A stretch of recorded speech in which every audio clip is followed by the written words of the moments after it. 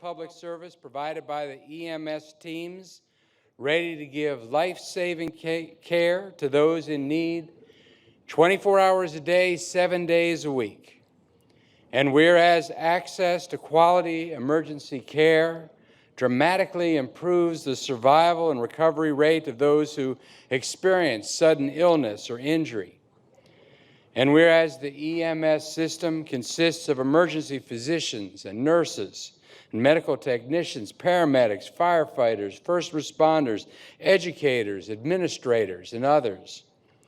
And whereas we are pleased to recognize the member of emergency medical services teams, whether career or volunteer, for their specialized training and for the valuable services they provide our citizens during this special week with the theme, EMS Strong.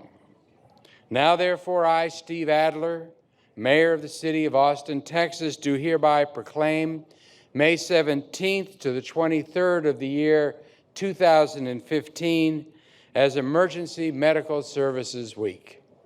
Congratulations. The Chief of Staff, James Usherott.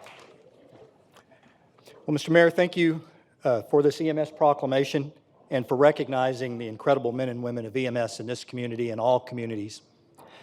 First, I'd like to invite the citizens in our community to stop by one of their neighborhood EMS stations.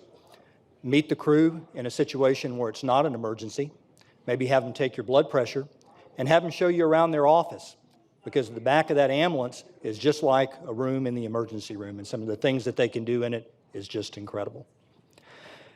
The second thing I'd like to share and talk about is this EMS week is a little bit about the dedication and the talent of the incredible men and women of EMS. But thanks to local filmmaker Chris Kim, who's right here with us today, I'd like to play his movie trailer for the documentary that he's working on about the medics of Austin Travis County EMS. It does a much better job telling the story than I ever could. So if we could play the video, please. This is Jason. For 90% of the patients that we see, the day that they meet us, that's the worst day of their life. And this is Amber. But this job pretty much takes up your whole life. It's like a sponge. It just expands beyond the hours that you put in. And on June 15th, 2012, they saved my girlfriend's life.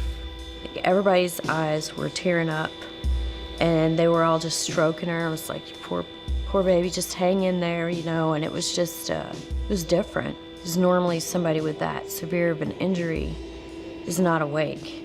Walking into BRAC, and just seeing the look on the nurses' faces, that was rough. That was rough, I think, on everybody. It was also the day I met them for the first time. Then going back and just stopping to talk with the traffic cops, and lo and behold, you pull up. And there you were, and you were, I know you don't remember me seeing you, but just watching you, and I was like, man, I don't think he should drive to go to the hospital. Did you drive? I don't know how you managed it at the time. And I remember that they had mentioned that they thought that she didn't make it. I was like, no, she's still fighting. These are the medics of Austin Travis County EMS. After Alex's accident, I had to know, who are these people? What is this job? You know, how many times have I carried people out of their house for the last time? You know, how many times have I been the last person that someone spoke to? I had to ride to the hospital with Dad, who just watching him process that his wife was dead, you know, the whole way to the hospital, that was really hard. There are people walking around today that are walking around because I was there.